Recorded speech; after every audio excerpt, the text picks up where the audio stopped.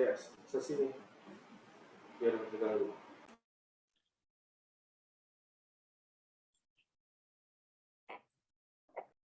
Kami persilakan Bu Rita. Ya, selamat pagi. Selamat datang rekan-rekan advokat dan juga hadirin yang ada di webinar pagi hari ini.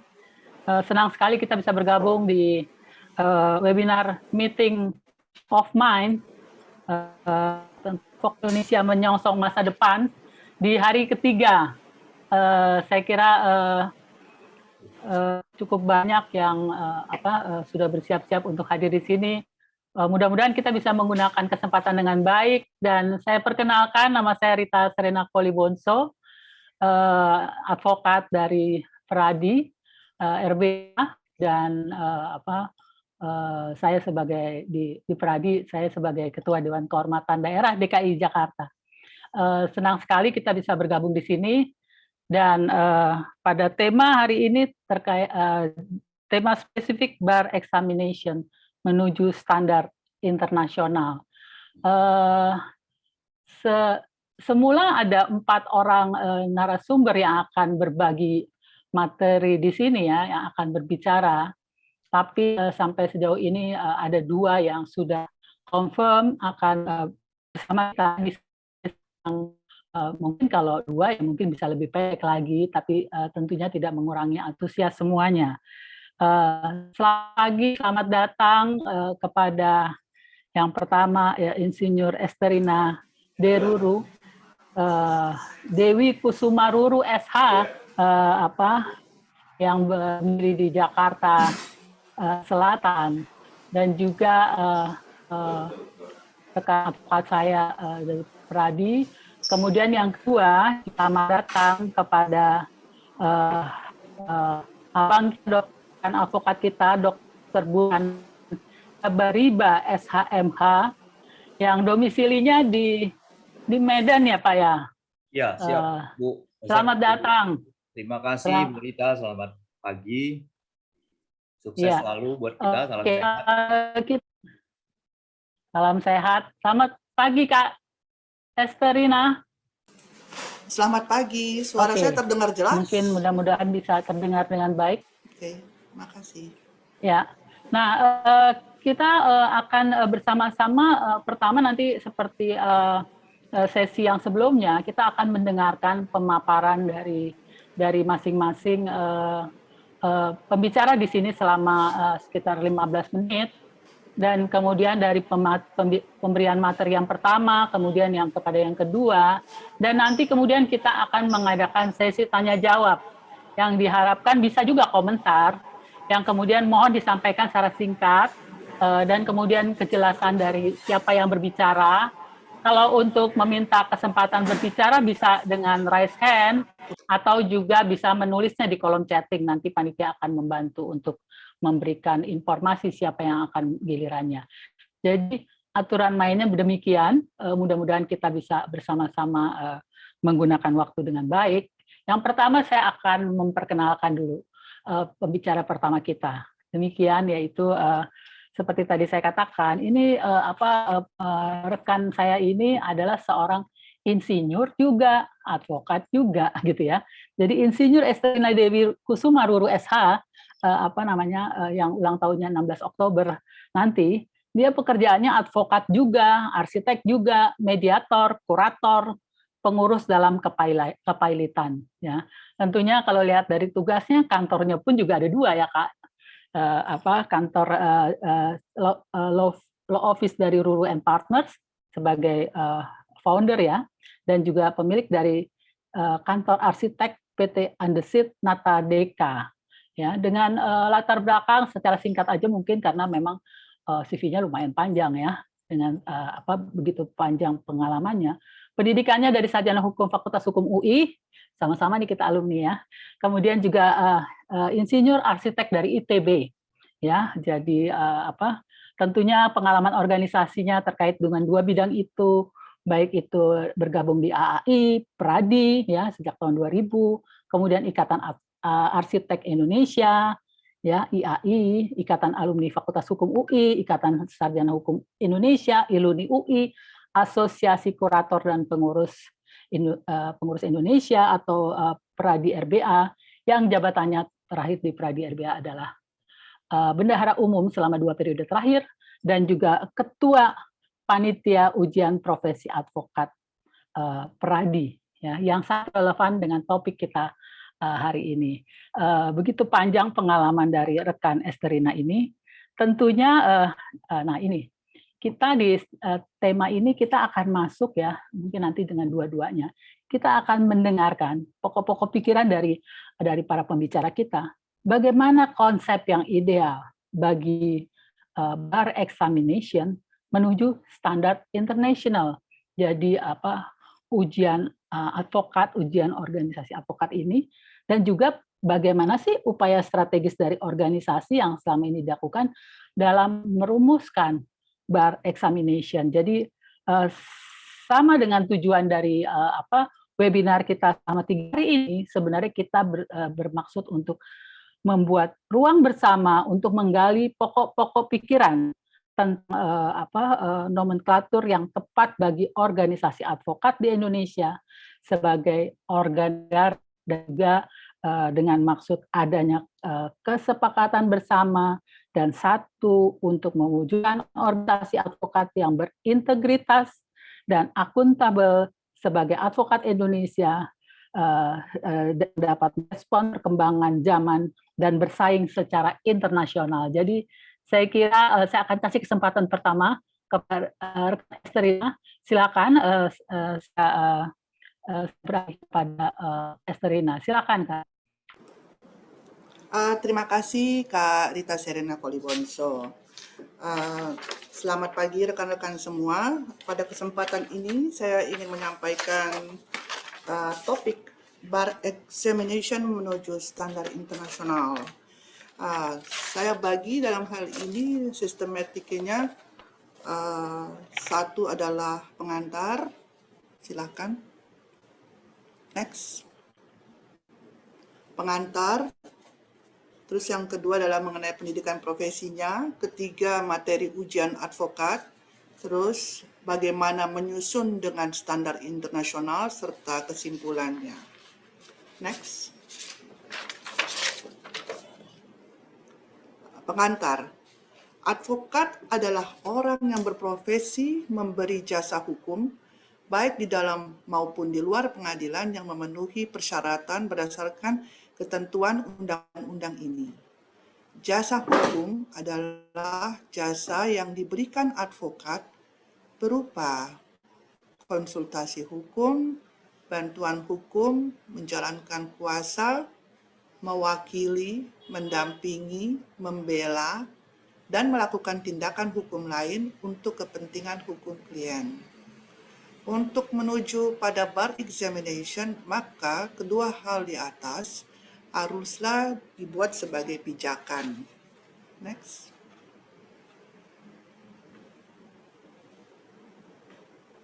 Next.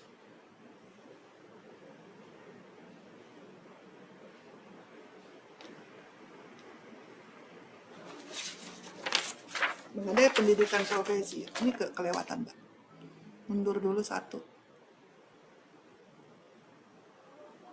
Ya, pendidikan profesi.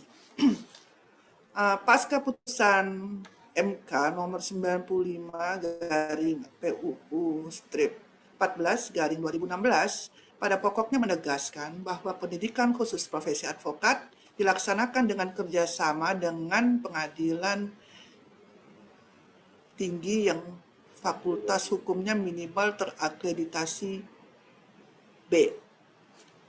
Pendidikan profesi melalui PKPA adalah sebuah prasyarat bagi setiap calon advokat untuk mengikuti ujian profesi advokat. Dengan demikian, pendidikan profesi sebagai prasyarat menuju ujian profesi harus memiliki kompetensi yang mumpuni. Next. Next. Okay. Mengenai materi ujian profesi, Materi yang diujikan terdiri dari 6 materi pendidikan yang sudah diajarkan dalam PKPA, yakni 1. Peran, fungsi, dan perkembangan organisasi advokat. 2. Kode etik advokat. 3. Hukum acara perdata. 4. Hukum acara pidana. 5. Hukum acara peradilan agama. 6. Hukum acara peradilan hubungan industrial. 7. Hukum acara peradilan tata usaha negara. Ini berarti ada 7 ya. Maaf. Dengan total semua pilihan ganda sebanyak 120 nomor dalam waktu 2 jam penyelesaiannya. Ujian dilaksanakan secara tatap muka. Next.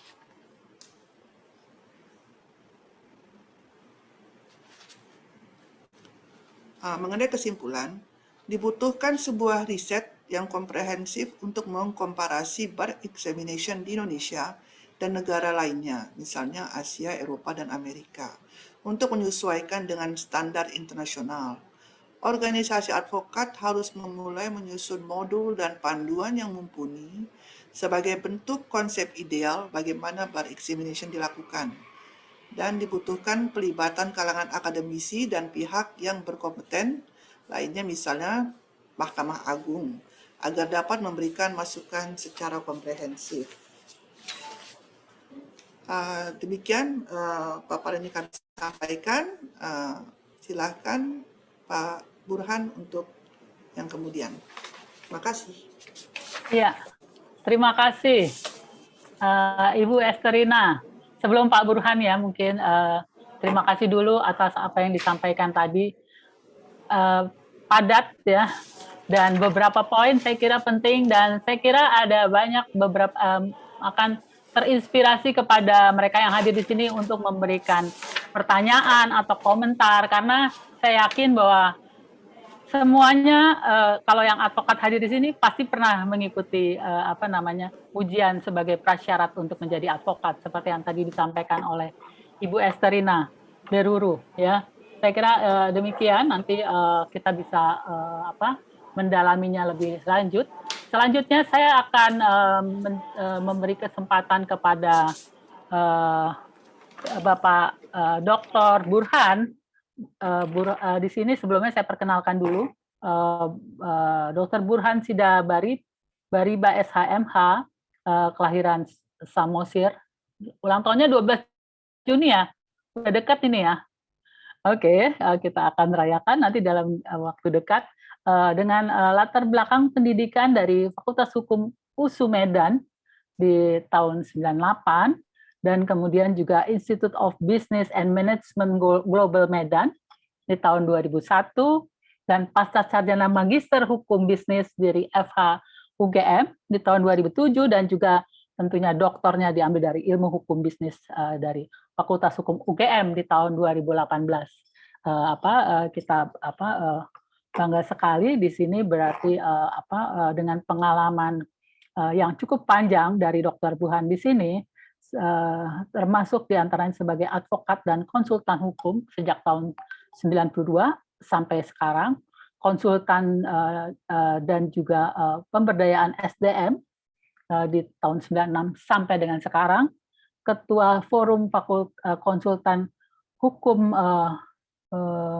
perbankan Medan dari tahun 2000 sampai sekarang, kemudian juga dengan pengalaman organisasi tentunya ini yang juga cukup kaya ya, di Ikadin Medan, Ikadin Aceh, kemudian Pradi sebagai ketua Dewan Penasehat di Medan, dan tentunya juga wakil ketua Dewan Penasehat Pradi Pusat, dan juga saya kira yang terakhir sebagai wakil ketua umum DPN Pradi. Ya, saya kira cukup banyak seminar dan juga sebagai narasumber yang memperkaya pengalamannya Dr. Burhan, termasuk juga bukunya ya yang dihasilkan pada waktu mengambil gelar doktor ya.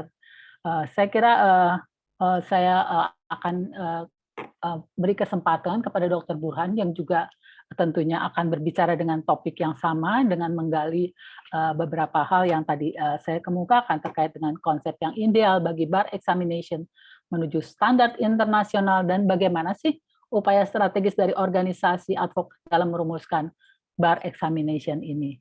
Silakan Pak Dr. Burhan untuk menggunakan waktunya 15 menit. Saya beralih kepada dokter. Dokter. Baik, terima kasih Bu Rita. Suara saya cukup terdengar dengan baik, Bu? Jelas. Baik, terima kasih. Ya, tentu pertama sekali kita ikut dulu ya, salam kenegaraan, salam Pancasila. Assalamualaikum warahmatullahi wabarakatuh. Salam sejahtera, shalom, Om Swastiastu, Namo Buddhaya, salam kebajikan. Tadi kita sudah mendengar Bapak Ibu apa yang sudah disampaikan oleh Ibu Esther Rina mengenai apa itu kontennya, apa itu isi dari bar examination. Dan sekarang kita akan masuk seperti disampaikan oleh Ibu Rita tadi, kita dalam webinar ini saya bukanlah menggurui atau saya lebih hebat dari yang lain, bukan, tapi kita bisa menjadi tempat untuk share, menjadi tempat untuk menampung demi kebaikan bersama supaya advokat Indonesia ini juga mampu bersaing bukan hanya di Indonesia tapi di dunia internasional. Kita akan lihat beberapa gambaran lintas singkat saja tentang bar examination di beberapa negara di Asia maupun di Eropa. Ya, baik.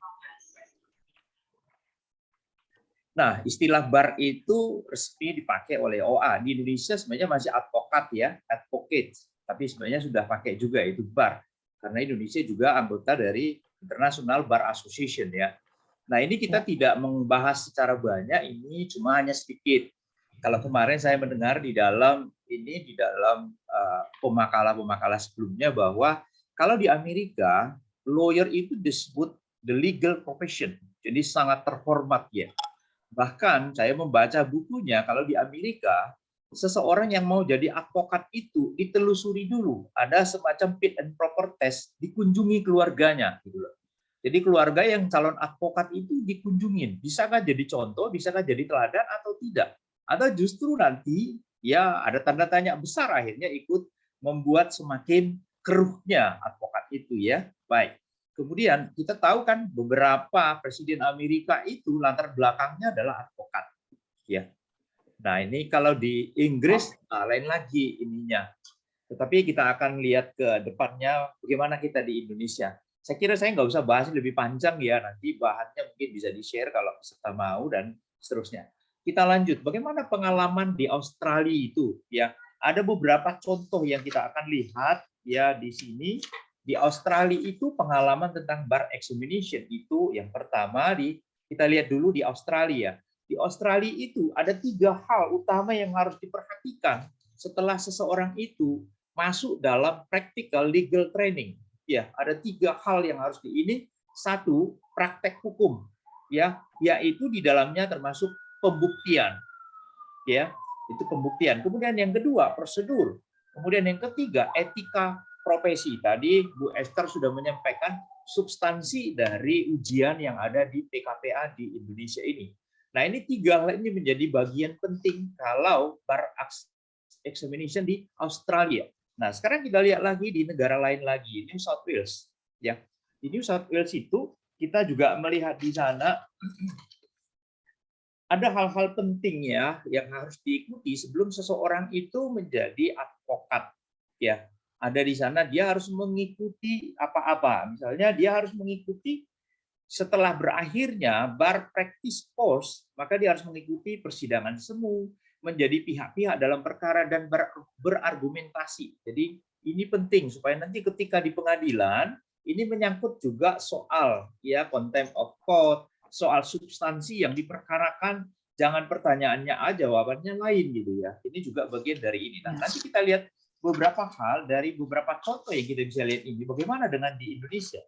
Lalu kita lihat kemudian di Inggris and Wales, ya, di UK, ya, United Kingdom. Nah, di situ, di sana itu praktisi itu harus belajar 6 sampai 7 tahun setelah masuk sekolah atau fakultas hukum. Nah, jadi di sana itu sudah lebih ini ya. Ada di sana itu harus mengikuti bar professional training course atau legal practice course. Nah, ini harus diikuti dalam 6 sampai 7 tahun. Jadi sungguh sangat lama.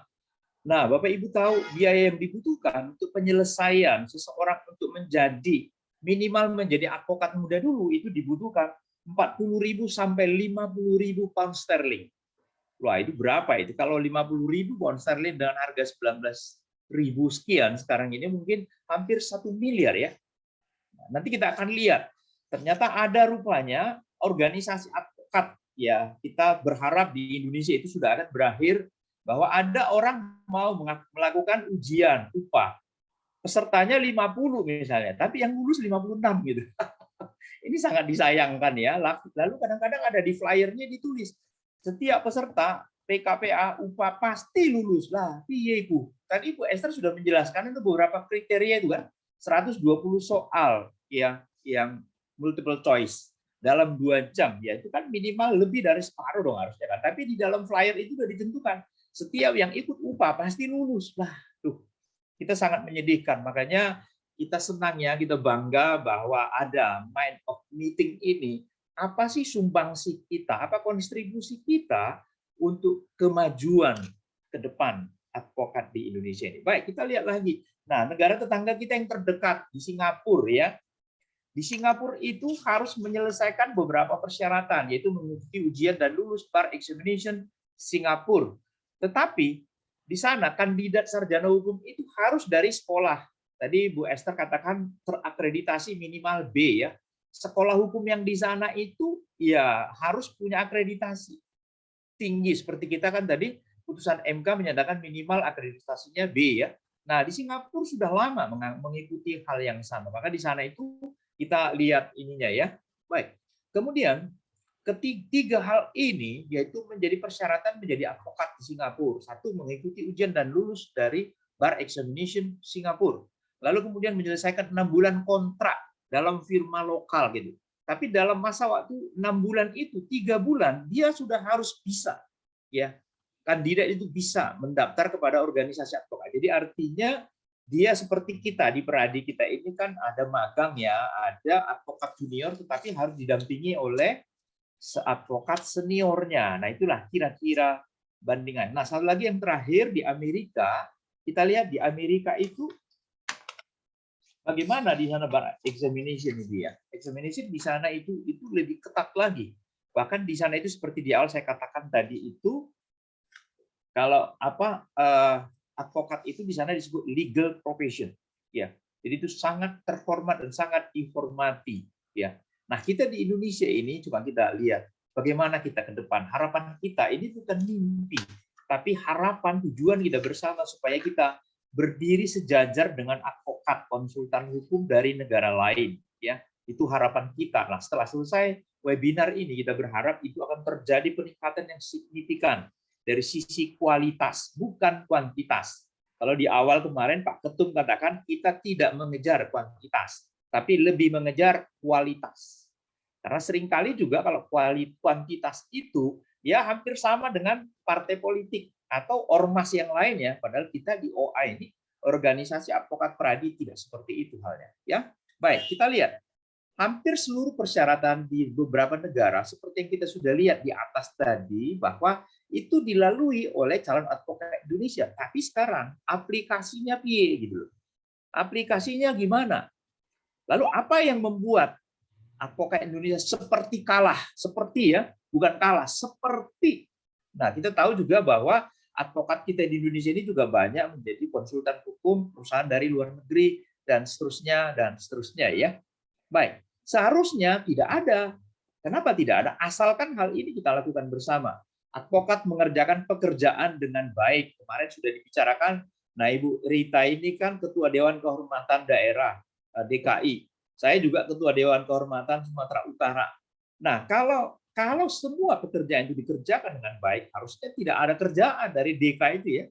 Hanya mantau. Kalau kemarin disarankan ada Dewan Pengawas, monggo silakan. Nah, itu kan bisa menjadi mitra dari Dewan Kehormatan tentunya kan. Nah, selain melakukan pekerjaan dengan baik, juga harus bijak. Ya, Bapak Dr. Edmond, dekan Fakultas Hukum menyatakan kita ini tidak cukup hanya cerdas, juga harus bijak. Kalau saya menyatakan bukan hanya bijak, bukan hanya cerdas gitu ya, tapi juga berhikmat gitu loh. Nah, itu penting. Nah, kualitas tingkatannya itu harus semakin baik, semakin tinggi. Dan benar, nah itu Pak Ketum kita juga suka bilang kan, Pak Luhut Pangaribuan, pengacara itu tidak hanya cerdas, tapi harus benar dan beretika. Jadi nggak cukup hanya tahu aturannya, tapi juga dia benar gitu loh. Harus fair ya profesional. Jadi ya katakan ya, tidak katakan tidak, salah katakan salah, benar katakan benar gitu loh.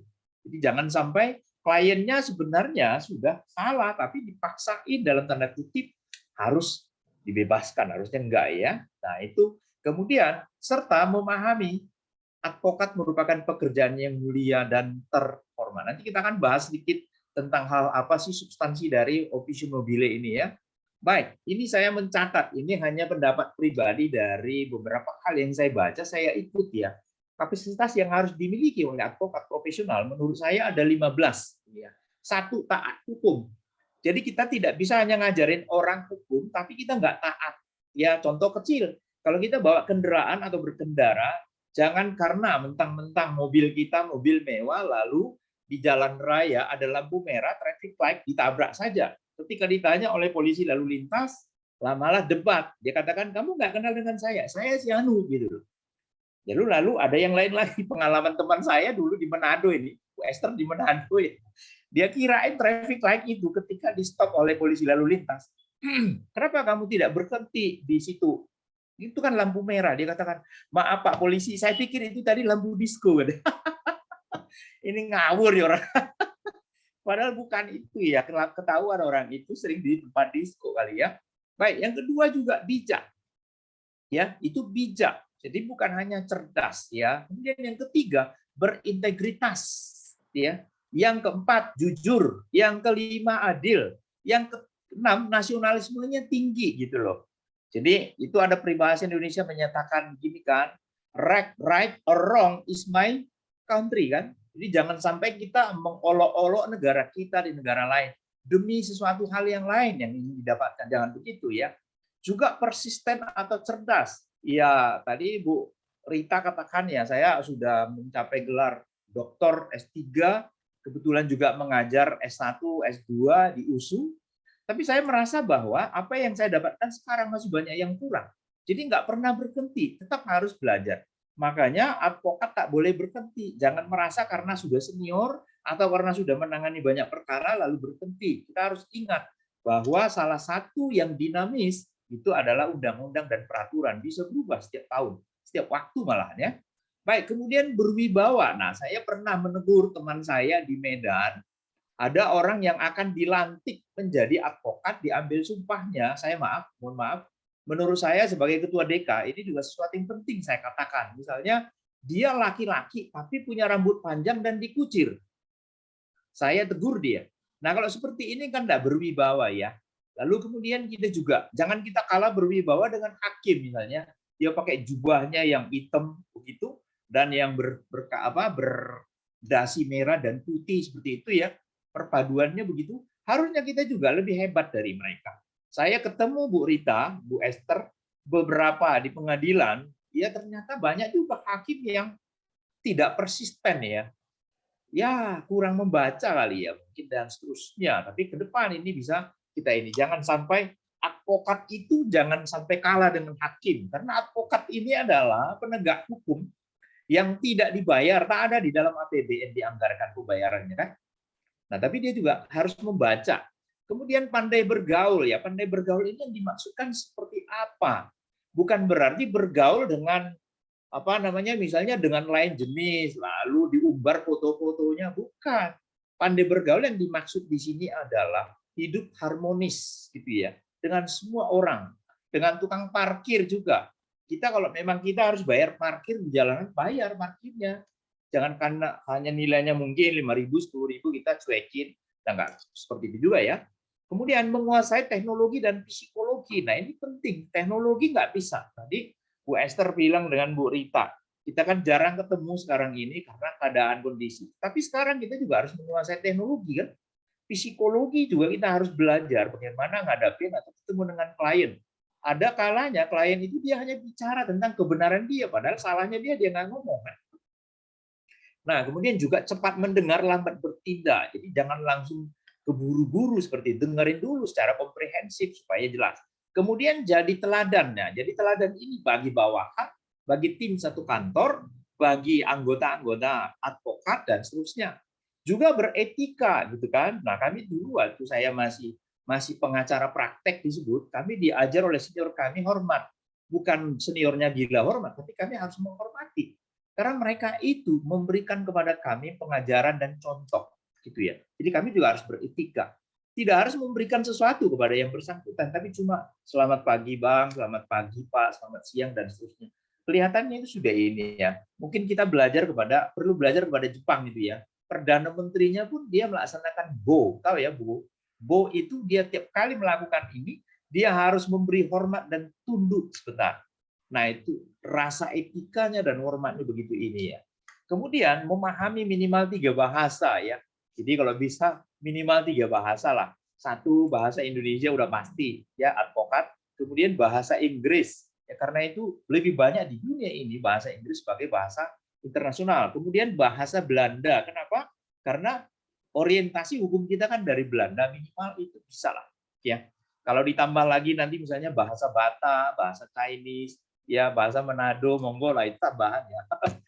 Tapi kalau 3 ini minimal harus dimiliki. Kemudian bersatu. Nah, ini kan kita sekarang lagi repot ini. Kemarin disinggung tentang surat satu pun sepotong surat saja dari ketua MA itu bisa membuat kacau balau advokat ini. Ya. Wah, sekarang ini udah puluhan ya advokat. Kita memang harapan kita setelah webinar ini juga kita bisa bersatu. Tidak harus satu, ya mungkin saja bisa ya multibar, tapi ya tujuannya sama-sama advokat gitu loh, ya. Jadi kita nanti akan lihat ini yang poin terakhir saya buat sengaja supaya gampang diingat, bersatu, tidak harus satu, ya. Oke, baik kita lihat lagi nilai-nilai moralitas. Saya kira ini nggak usah saya bahas secara menyeluruh ya, tetapi ini juga bagian penting, yaitu ada 6. Nilai kemanusiaan, nilai keadilan, nilai kepatuhan, nilai kejujuran, kesadaran untuk saling menghormati, kemudian nilai pelayanan kepentingan publik, to serve public interest. Nah, ini sesuatu yang sangat penting yang harus dimiliki oleh advokat, bukan hanya dimiliki tapi harus diterapkan, ya. Baik, kita lihat lagi. Nah, ini pasal 28 ayat 1 ini, apa maksud dan tujuan advokat itu, organisasi advokat? Tak lain tak bukan meningkatkan kualitas profesi advokat. Bagaimana kita bisa meningkat? Salah satu ya dari itu, dari examination. Ya kan? Dan dari itu, lalu kemudian juga penerapannya nantinya di dalam kehidupan sehari-hari. Nah, ini sudah diatur dalam pasal 28. Baik, kita lihat lagi pasal 3, syarat pengangkatan sebagai advokat. Nah, tadi juga selintas sudah disinggung oleh Ibu Esther ya. Nah, ini ada ini pasal 3 1 itu dapat diangkat menjadi advokat harus memiliki persyaratan sebagai berikut.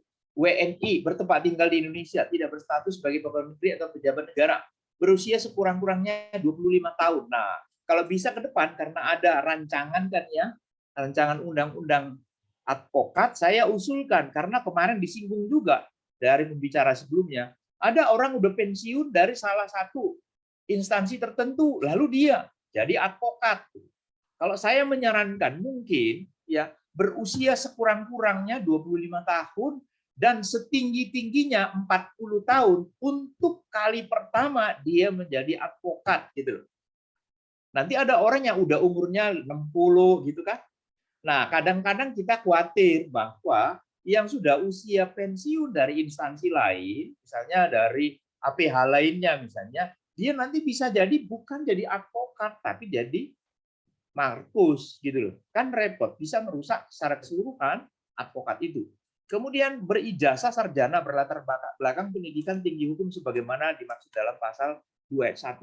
Saya menyarankan menambahi apa yang dikatakan oleh Ibu Esterina tadi bahwa sebisanya ke depan ini ya, kalau bisa yang akan jadi advokat tamat dulu sarjana hukum dan advokat itu menjadi salah satu profesi pendidikan S2. Jadi gelarnya itu magister atau master gitu loh. Saya harap begitu ya. Nah, hal ini kalau saya bayangkan dulu ya, Bapak Ibu, kalau seseorang mau jadi notaris itu kan dari sarjana hukum terus ikut kuliah langsung SPN kan. Kalau sekarang enggak, MKN, Magister Kenotariatan. Nah, kebetulan saya ngajar di USU Magister Kenotariatan gitu. Saya juga membimbing mahasiswa MKN seperti itu ya. Kalau bisa ke depan kita usulkan, kita pertajam, kita sempurnakan dari apa yang sudah didapatkan oleh MKN itu. Nanti mungkin juga ya soal gelar, soal MKN kita bisa diskusikan kan hal itu. Jadi jangan karena saya pernah dengar gini loh, ada orang yang kalau sudah advokat dia merasa udah hebat, udah segala-galanya, tapi latar belakang basicnya, nah itu memilukan, menyedihkan, miris gitu loh. Nah kita nggak mau yang seperti itu. Karena gini, peribahasa Indonesia itu masih berlaku loh Bu Rita. Misalnya gini ya, satu orang makan nangka, tapi banyak orang bisa kena getahnya. Satu orang yang advokat seperti itu, tapi kita bisa ini. Ya sudahlah, sami mawon semua advokat. Nggak begitu dong. Ya, tapi mari kita meminimalisir dan meningkatkan. Magang sekurang-kurangnya 2 tahun di kantor advokat, nah itu sudah kita jalankan. Tidak pernah dipidana karena melakukan tindak pidana, nah itu oke, sudah dijalankan. Berperilaku baik, jujur, bertanggung jawab, adil, dan mempunyai integritas tinggi. Nah dari 15 tadi yang harus dimiliki oleh advokat itu saya sudah, sebagian juga sudah di sini ya. Baik, kita lanjut. Status advokat. Mohon izin Pak Dr. Burhan, waktunya 1 menit lagi ya. Oke, kalau dikonklusi dulu. Nanti pada waktu tanya jawab bisa ditambahkan lagi. Oh, monggo, silakan. Silakan. 1 menit. Baik, APH itu berstatus sebagai apa? Advokat berstatus sebagai APH. Saya bangga jadi advokat. Ya, kenapa? Karena advokat itu tidak digaji. Jadi artinya kita mandiri berdasarkan kualitas dan kemampuan kita sendiri. Ya. Nah, kalau yang lain saya pernah punya teman hakim gitu ya, saya katakan kamu itu bagus tidak bagus keputusan atau pertimbangan hukum yang kamu buat tiap bulan kamu pasti gajian. Kalau saya enggak, iya kan? Nah saya juga pernah ngomong begitu kepada teman saya yang ada anggota DPR gitu ya. Kamu itu sebenarnya harus meningkatkan kualitas lagi, walaupun kami ada ya kebetulan ada beberapa orang anggota dewan klien kami begitu ya. Kalau mereka itu kita lihat kadang-kadang di TV juga disorot ya, mereka sambil ngantuk-ngantuk juga begitu mengikuti sidang paripurna, tapi tiap bulan mereka gajian. Lah kalau advokat itu beda, maka saya bilang saya bangga jadi advokat. Kenapa? Karena kita bisa dapat pemasukan, dapat uang karena kualitas kita kerja keras mandiri ya. Oke, baik. Selanjutnya standar profesi advokat. Nah, saya kira ini saya nggak usah bahas.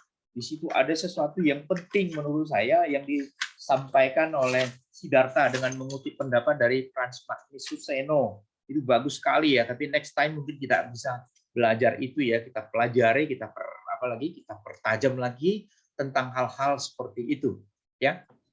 Baik, kemudian kita lihat ini masih bagian daripada pendapat yang 5 tadi.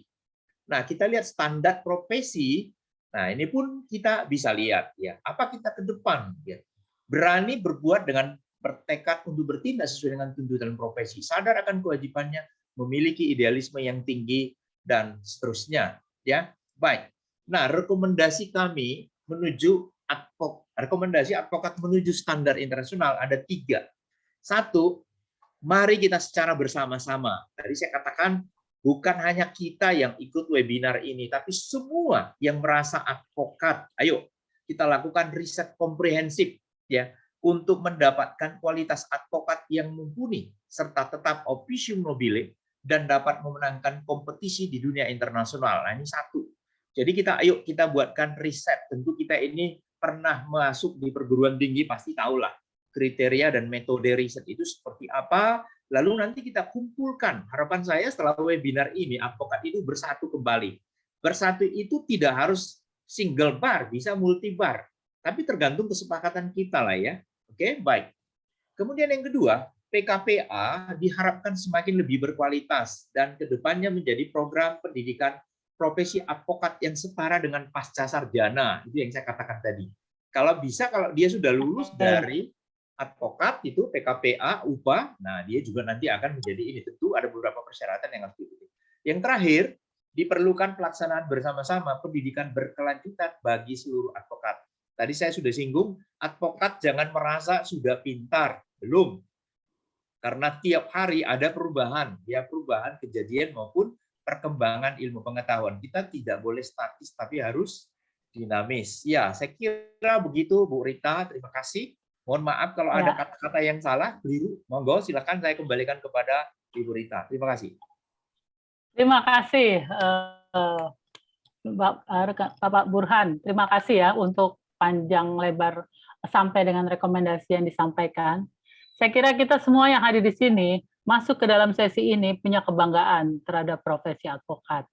Dan seperti tadi saya sudah singgung karena disampaikan oleh Ibu Esterina tentang materi-materi apa sih yang digunakan pada waktu upah, ya, ujian itu, ujian advokat sebagai prasyarat, kemudian pendidikan yang diberikan juga. Tadi ada perbandingan dari berbagai negara, dari Amerika, dari UK, kemudian juga Singapura dan lain-lain. Saya kira itu memang menjadi sekilas bisa menjadi perbandingan kita. Saya mengundang apabila ada yang ingin bertanya, karena saya di sini belum lihat ada yang raise hand. Kalau ada yang mau bertanya atau berkomentar, saya kira sebagian dari yang hadir di sini sudah menyapa. Para advokat kita hadir dari beberapa kota domisilinya dan kemudian juga menunjukkan minatnya yang antusias untuk sesi ini. Silakan, karena sesi kita ini nggak sampai 2 jam loh. Jadi tolong kalau misalnya ada yang mau memberikan komentar, pertanyaan singkat, tapi kasih tahu siapa namanya, sehingga kemudian kita jadi bisa saling komunikasi dengan baik. Tadi sebenarnya dengan apa yang disampaikan baik oleh dua pemateri kita, itu jelas sekali mungkin ada pertanyaan yang tiba-tiba kita muncul ya. Jadi sebenarnya dari materi-materi yang ada, kalau di Indonesia tuh diberikan sesudah kita masuk dengan PKPA ya, atau kemudian dengan upah, ternyata masuk dengan pertanyaan multiple choice. Mungkin beda dengan pada waktu kita dulu ujian pengacara praktek ya, pada masanya saya yang lalu tuh ada pertanyaan terbukanya gitu ya, tidak cuma multiple choice ya. Kalau tadi ada beberapa juga hal yang disinggung saya kira dari presentasinya Dr. Burhan ya, ingin mendapatkan kualitas gitu ya dari mereka yang akan masuk, atau bahkan tadi di satu negara sampai dengan dia harus magang 7 tahun ya. Jadi agak panjang ya, dengan biaya yang tinggi, sehingga dia siap untuk menjadi lawyer yang berpraktek dengan punya pengalaman ya. Kalau di kita kan memang punya pengalaman praktek berapa perkara pidana, perdata dan lain-lain. Nah, bobot dalam ujian ini atau bar examination ini, apakah punya bayangan ide apa yang kita bisa usulkan gitu ya, bobotnya berapa persen gitu ya? Maksudnya kalau tadi kan pertanyaannya dia menjawab multiple choice, tapi berapa persen yang soal etika atau dengan metode-metode mungkin perbandingan yang tadi kita bisa lihat di berbagai negara? Adakah ide ataupun juga hal-hal yang bisa disampaikan oleh para pembicara di sini, mungkin terkait dengan bobot bar examination yang diusulkan untuk Indonesia berdasarkan pengalaman yang ada. Ya, tentunya tadi ada beberapa usulan untuk melakukan review atau evaluasi ya. Saya kira bisa dengan singkat itu dilakukan oleh mereka yang selama ini melakukan ujian UPA, atau juga kepada mereka yang sudah lulusannya 10 tahun mungkin bisa dicek. Mungkin ada beberapa komen yang bisa disampaikan dan pertanyaan yang saya lontarkan kepada Ibu Esterina atau Pak Burhan. Ibu Esterina, saya persilakan apabila ada mau merespon. Silakan. Ya, sudah unmute. Oke, terima kasih Kak Rita. Jadi mengenai ujian profesi advokat, kita kan sudah ada syarat-syaratnya ya untuk mengikuti ujian, terutama kita harus mengikuti PKPA terlebih dahulu dengan materi-materi ujian yang sudah saya sampaikan tadi ya. Nah, untuk itu panitia dalam hal ini adalah Pak Ketum sendiri yang sebagai ketua pembuat soal dan tim gitu. Mereka membuat bank soal yang akan kita ujikan nanti pada saat ujian sebanyak 120 soal. Di sini kita cuman sistem yang memakai multiple choice karena dianggap ya kalau memakai essay seperti yang dulu waktu saya masih Peradi menjadi satu ya di Soho dulu, itu ada essay membuat gugatan atau membuat surat kuasa.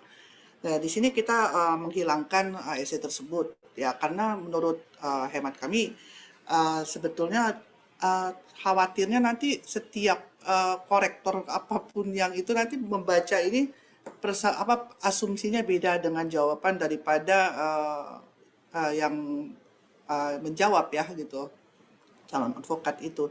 Jadi akhirnya diputuskanlah hanya cukup dengan memakai multiple choice 120 nomor yang terbagi dengan 7 mata ajaran. Satu mata ajaran mungkin sekitar 15 sampai 20 soal seperti itu, Kak Rita. Oke, terima kasih Ibu Esther. Mungkin ada yang bisa, oke. Selanjutnya saya serahkan kepada Dr. Burhan, mungkin ada komentar mengenai hal ini juga. Silakan. Ya, mengenai apa Bu Rita? Mengenai yang mengenai apa materi ujian di Indonesia. Bobotnya gitu ya, kan tadi kan justru Dr. Burhan malah menunjukkan gitu bahwa kelihatannya di negara-negara yang diberikan perbandingan itu gitu ya, sengaja ujian itu menjadi penting untuk melihat kesiapan dari seseorang ya, untuk masuk sebagai profesi advokat ya. Jadi tadi ada 3, saya lihat ada yang kaitan dengan etika, kemudian penguasaan materi, dan kemudian ada beberapa, dan itu tidak hanya diuji secara tertulis, tapi juga melalui praktek yang kemudian dievaluasi. Silakan, apakah itu bobot juga menjadi ideal untuk diterapkan? Silakan Pak Burhan. Baik, terima kasih Bu Rita. Tadi saya nambahkan dikit dikatakan oleh Ibu Esther ya. Sebenarnya apa yang menjadi konstruksi ujian UPA kita yang sudah kita lakukan itu sudah sangat baik. Tapi seperti yang saya katakan tadi juga bahwa kita tidak boleh menutup mata. Ya pastilah karena itu juga dinamis ya keadaan ini. Nah itu juga kemungkinannya juga akan ditambahkan atau dilengkapi atau disempurnakan ya. Nah, jadi saya dulu waktu ujian pengacara, praktek, dan advokat itu adalah saya belum dapat. Itu Undang-Undang Nomor 18 2003. Itu kan belum ada. Jadi sekarang ini kan itu sudah ada dan sudah masuk. Bahkan kita dengar bahwa undang-undang ini juga karena sudah terlalu banyak kekurangannya, ketertinggalannya akan dirubah. Nah, saya kira apa yang menjadi komparatif dari apa yang sudah saya sampaikan tadi di beberapa negara, ya bisa saja kita menjadikan itu menjadi semacam ya perbandingan gitu ya untuk mencapai ke ini. Nah, itu dari sisi knowledge. Kalau dari sisi etika dan kode etik, nah itu memang baru bisa dilaksanakan ya prakteknya itu setelah selesai dia lulus ujian gitu loh. Termasuk di magang lah itu kan, dalam magang atau setelah dia sudah dilantik dan diambil sumpahnya menjadi advokat.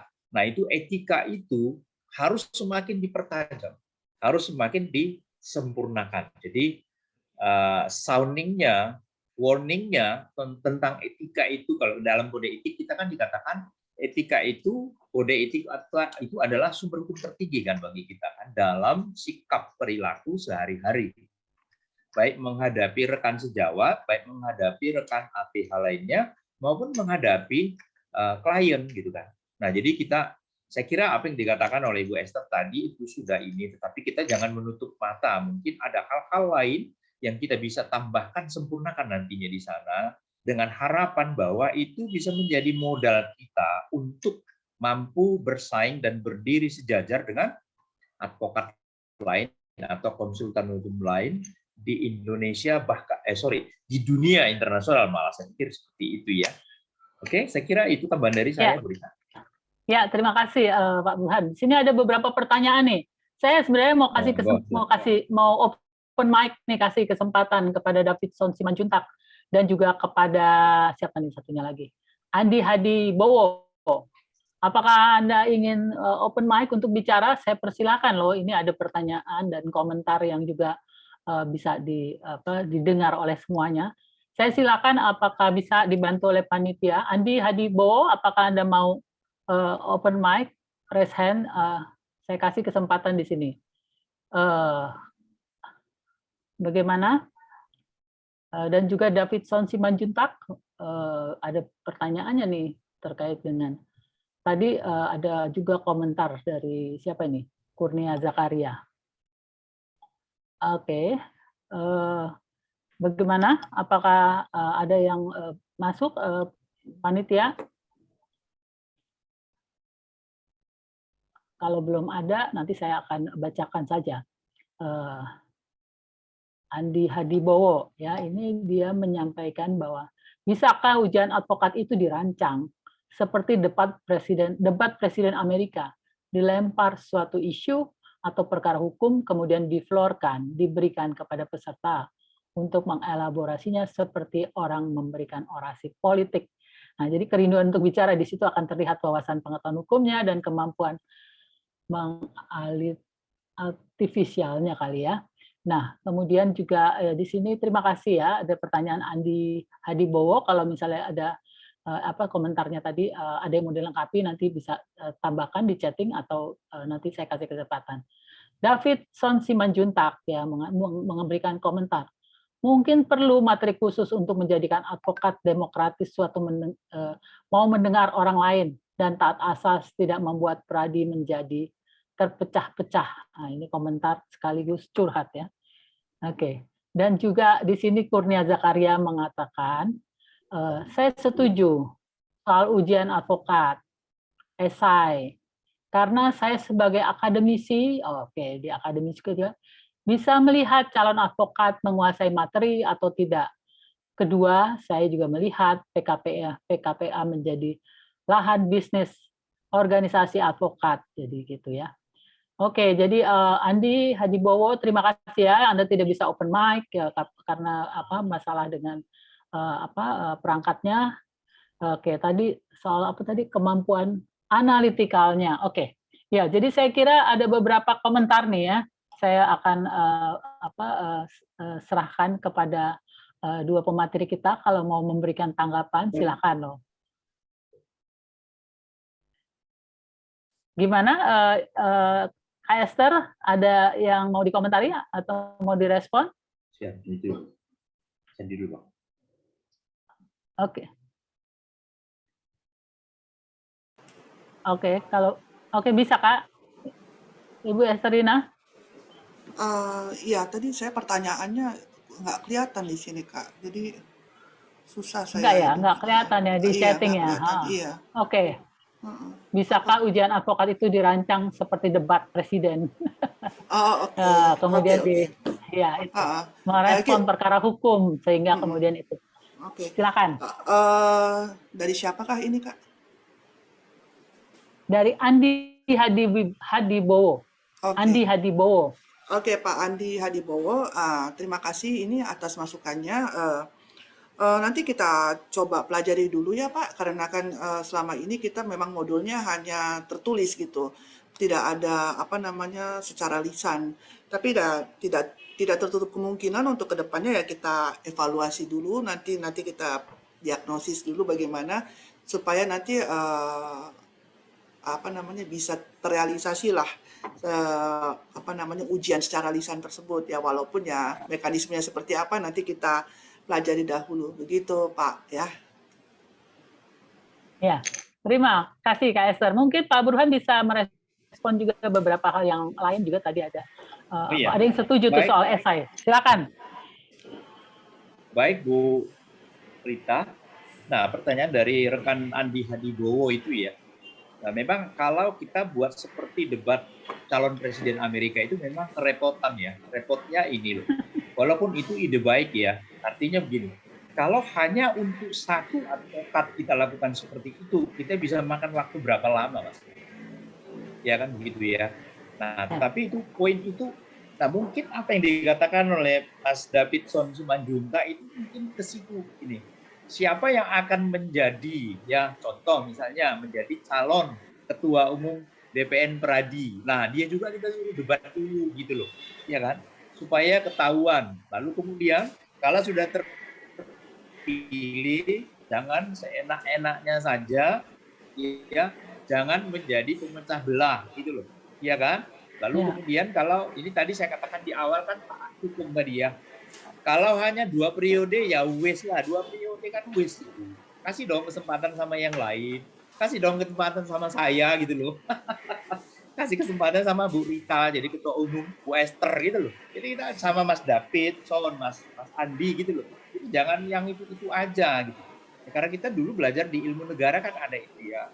kalau seseorang itu berkuasa terlalu lama, the power tends to corrupt.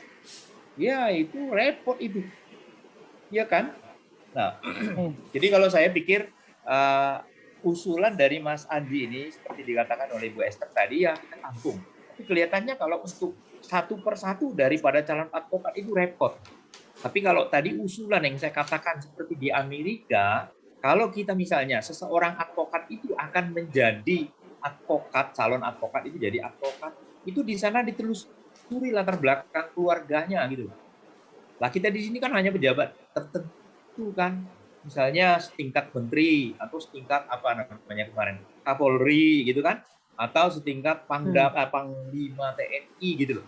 Lah harusnya ini masuk bagian dari itu kan bisa ketahuan ya. Oke.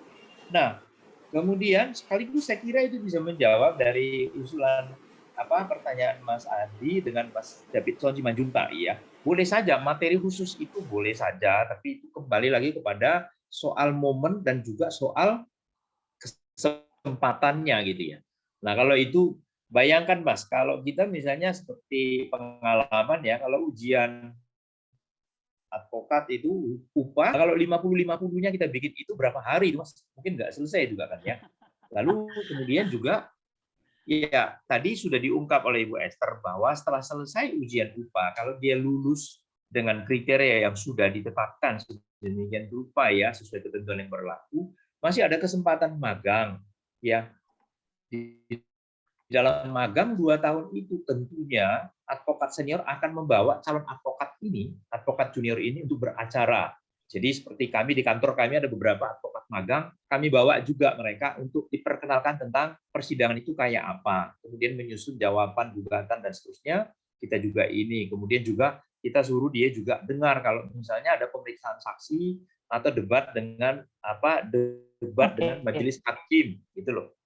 Nah, jadi kelihatannya usulan ini bagus, tapi untuk sekarang ini kelihatannya kita harus belum melaksanakan langsung, tapi ini sangat bagus saya kira ya. Jawaban saya begitu, Bu Rita. Ya, terima kasih Dr. Burhan ya. Jadi kita sudah merespon beberapa pertanyaan dan komentar tadi dari terima kasih dari mereka yang hadir di dalam webinar ini. Saya kira kita akan masuk ke dalam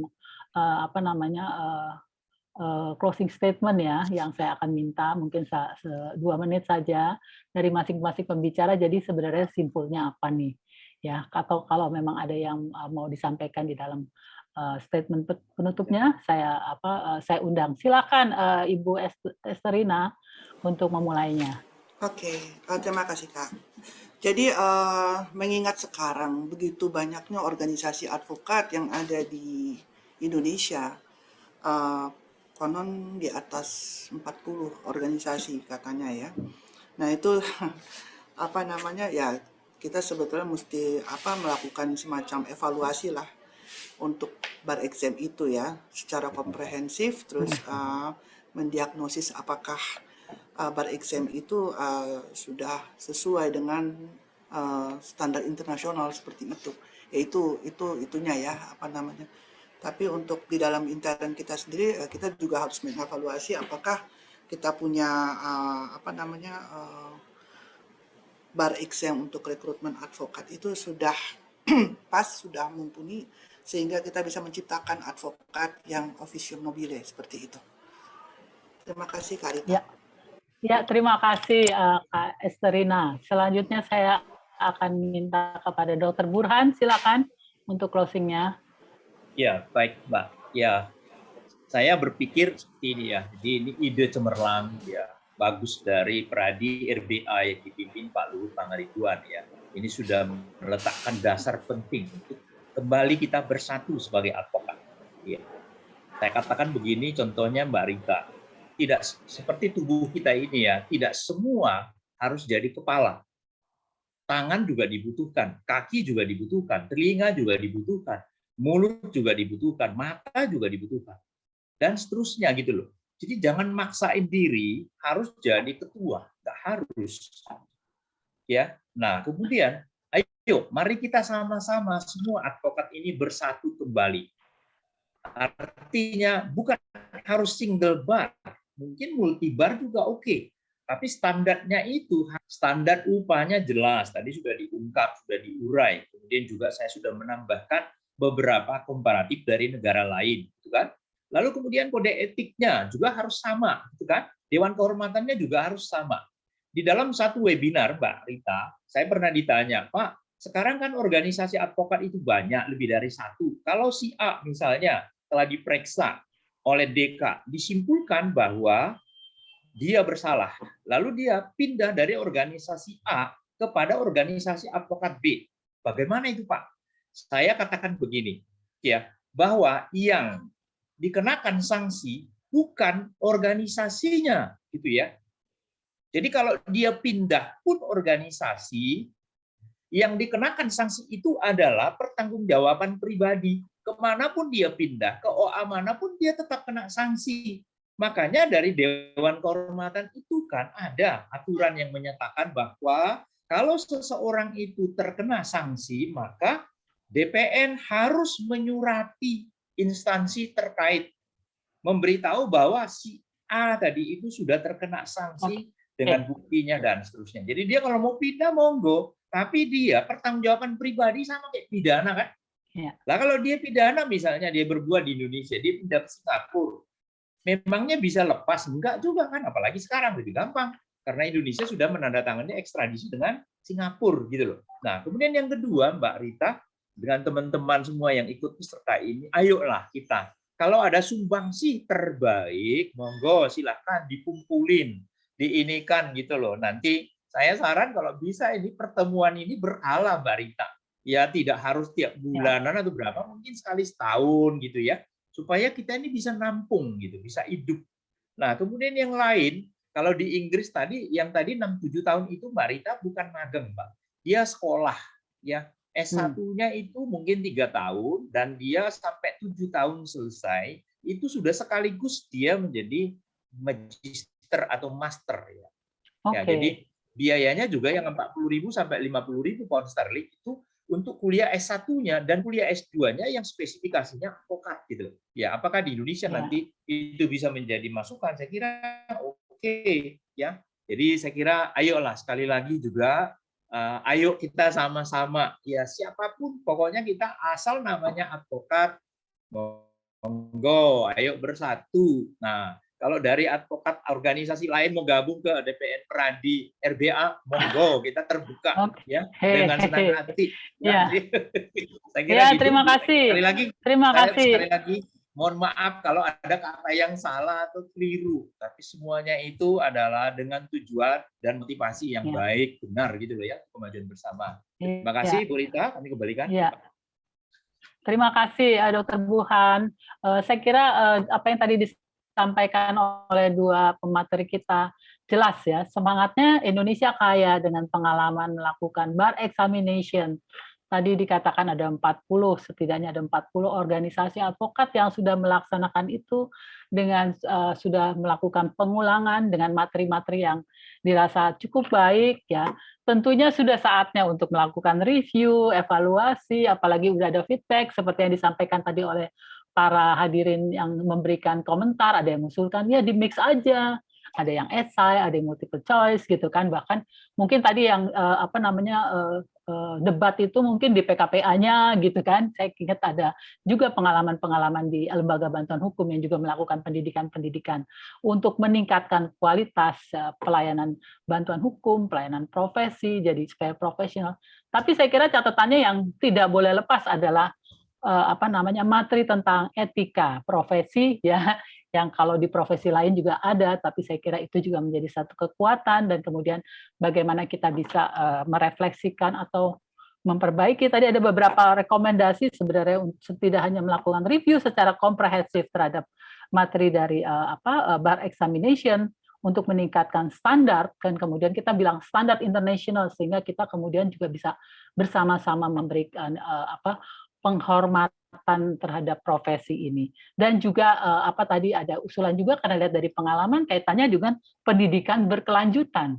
pendidikan kelanjutan baik itu yang di akademis ya, di perguruan tinggi atau spesifik law department atau fakultas hukum, tapi juga pendidikan dari senior kepada junior atau mereka yang akan datang menjadi generasi selanjutnya dari profesi advokat. Saya kira demikian apa yang menjadi closing statement dengan ucapan terima kasih kepada semuanya, meskipun kita waktunya agak lewat sedikit.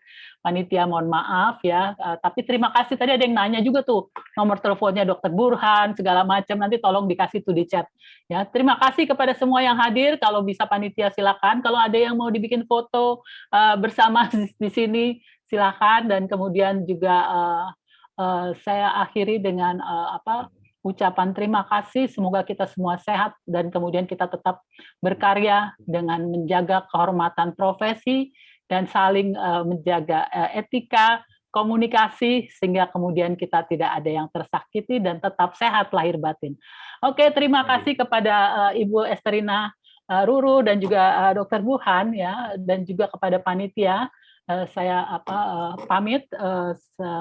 Kalau ada yang lupa, tolong jangan lupa isi formulir, karena Anda kalau mengisi daftar hadir Anda akan mendapat sertifikat untuk melengkapi koleksi sertifikat Anda.